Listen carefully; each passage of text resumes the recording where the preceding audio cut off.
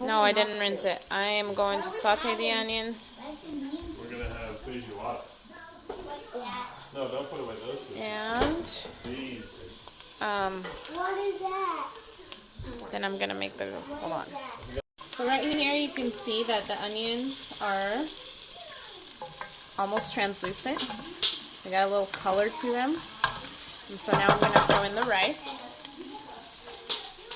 And like I said before, I didn't rinse it.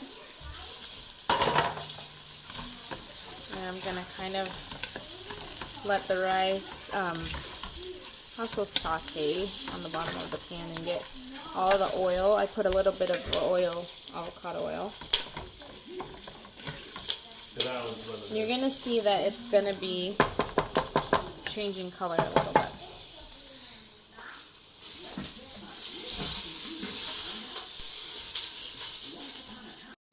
Okay, so now I'm gonna put some bone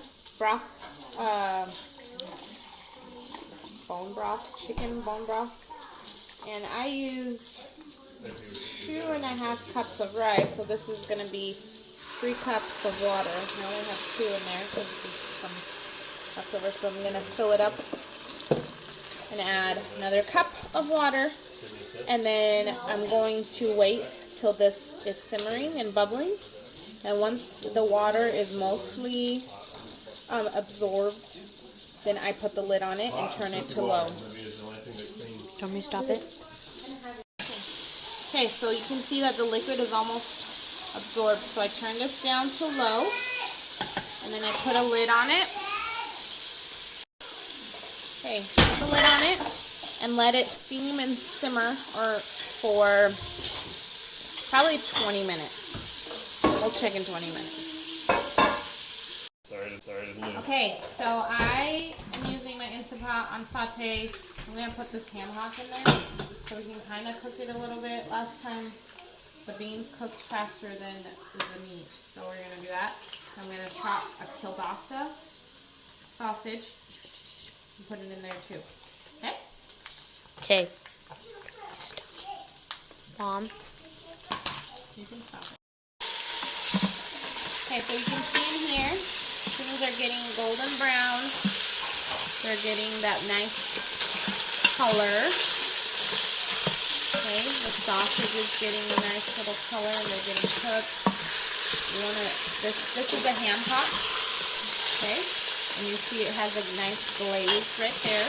You can also do this on the stovetop pressure cooker. I'm just putting it on the Instant Pot because it's a little easier, but I have a pressure cooker regular on the stove top. So you want to do this at a medium-high temperature on the stove top. Okay. And once this is, I'm going to leave it in for a couple more minutes. Wait till it gets a little more brown. And then we're going to put in the beans.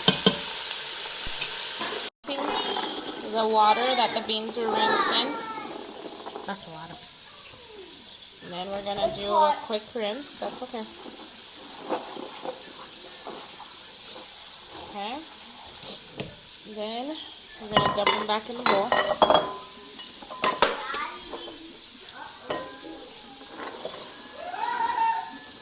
And these are pinto beans. You could do the same thing with black beans. And these kind of doubled in size. They got a lot bigger by soaking them.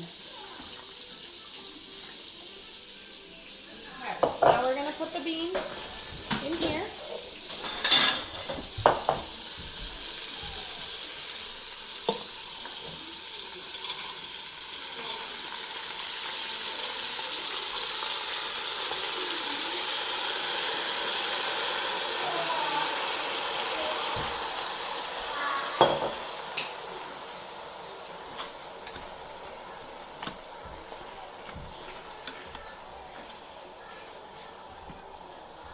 This is a big guy. Okay? And then we're going to cover it with liquid. I'm going to have to arrange some stuff around here because this guy's kind of in the way.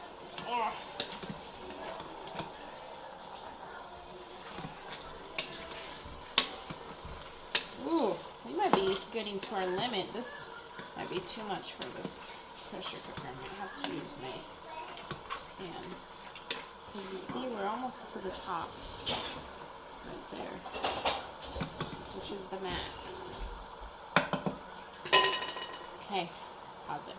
Add a couple bay leaves in there to cook. What do bay leaves do, Mom? They just give you flavor. I don't know. That's what my grandma did. Okay, now we're going to add some water.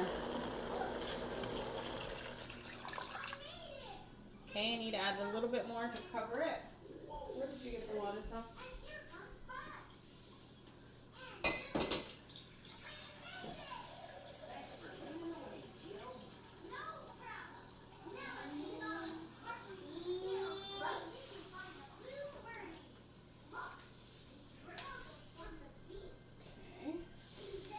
Add some more water. Okay, cover it. Uh-oh, why are you beeping?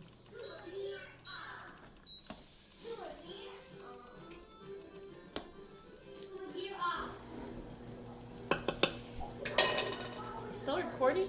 Okay, we're gonna put the lid on. And we're gonna put this to pressure. And we're going to go to the setting over here that says bean and chili. And it says here that for a firmer texture to use less.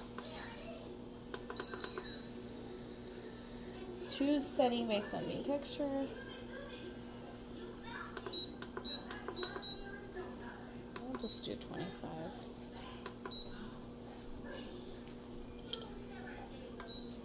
Ah, there we go. We figured it out.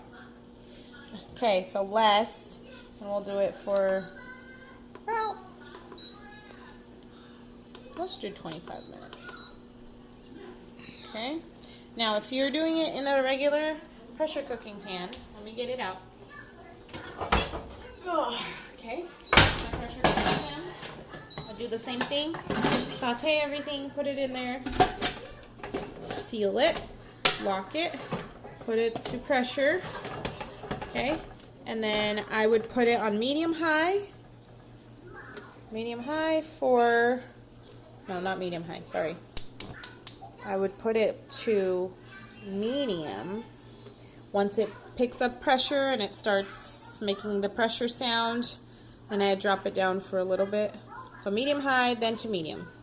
And then once it pressurizes, then that's when you would start your timer for how long it's going to cook. Okay, meanwhile, I am cutting up some bacon. I like to cut the bacon frozen because then it's easier to just slice it. And I like to cut them in small, little bite-sized pieces, kind of like bacon, what you would put in the bacon crumbs, whatever they're called, bacon bits that you'd put in salad. Okay, I love bacon. Yum, yum. So while the rice is cooking, the beans are cooking, that's what I'm gonna do. I'm gonna cook some bacon on a pan with some garlic. And then once the beans are done, I toss that into the pan.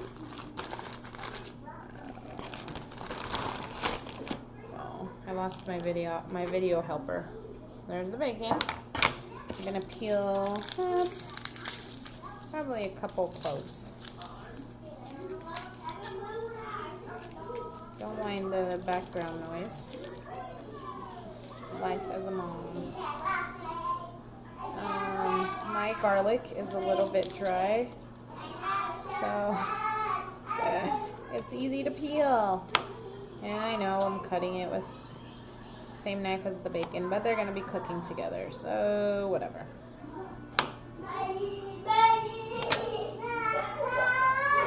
If this bacon was a little more green, it'd probably be a little harder to peel.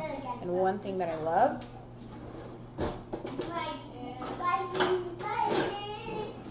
my silicone peeler that I don't have actually, because I don't know where my kids put it. But basically, you put it in this little silicone tube. You put it in there, and you roll it, and it peels the garlic, and it comes out whole, like this.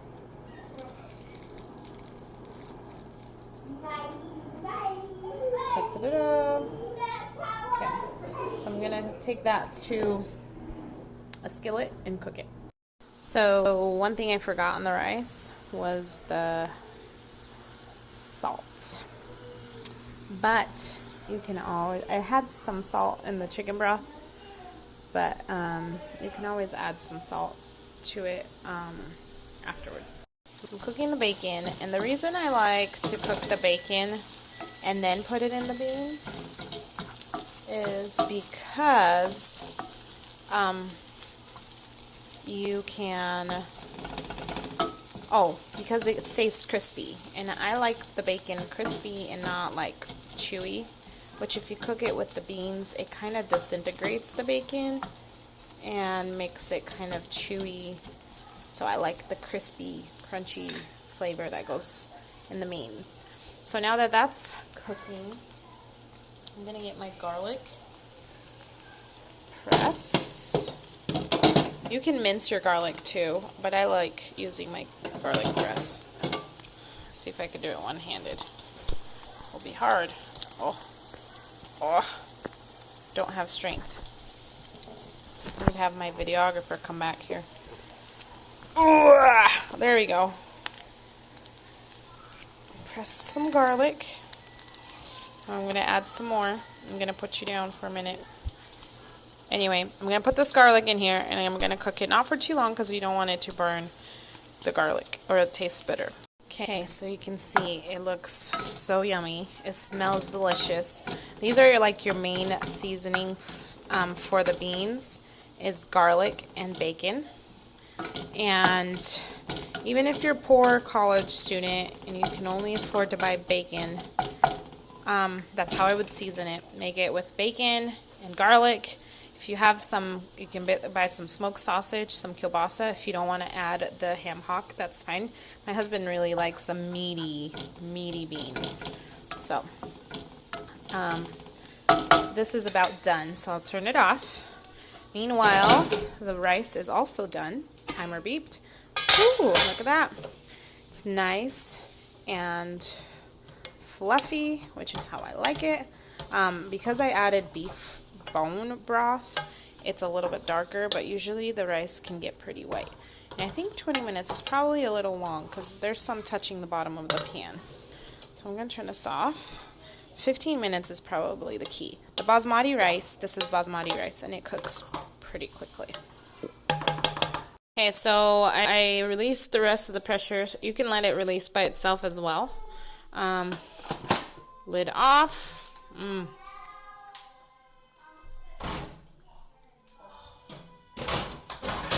That. So delicious. Okay, so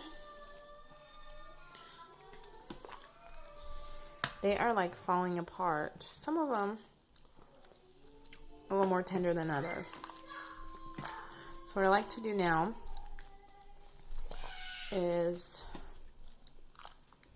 add the bacon. Hot, hot, hot. The bacon and the garlic. Oh, can't do this one-handed. I'm going to add this bacon and garlic in there and add a little bit of salt. Okay, so I added bacon and garlic. Haven't added salt yet because bacon usually has a lot of salt, so I like to try it out before I put salt in it because I don't want it to be too salty. You can get the little bay leaves out. I only had 4. And this ham hock looks like it cooked pretty good. It's like falling apart in there.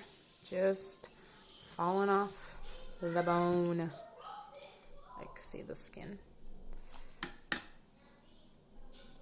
Ha! It has a lot of fat in there. It has a lot of flavor too. That's the only reason I put these in, is for the flavor of the ham hock.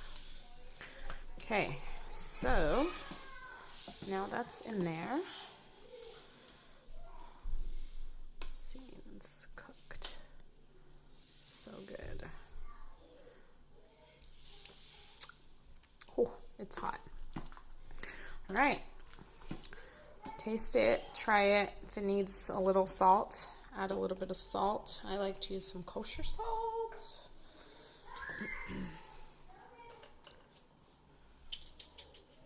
I usually would just do a pinch.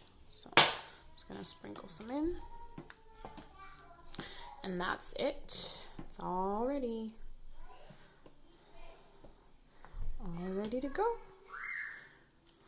Oh, just made a mess. So, there you go. Voila. That's what it looks like. It's done. Rice and beans. Delicious. You can pair it with some collard greens and some farofa.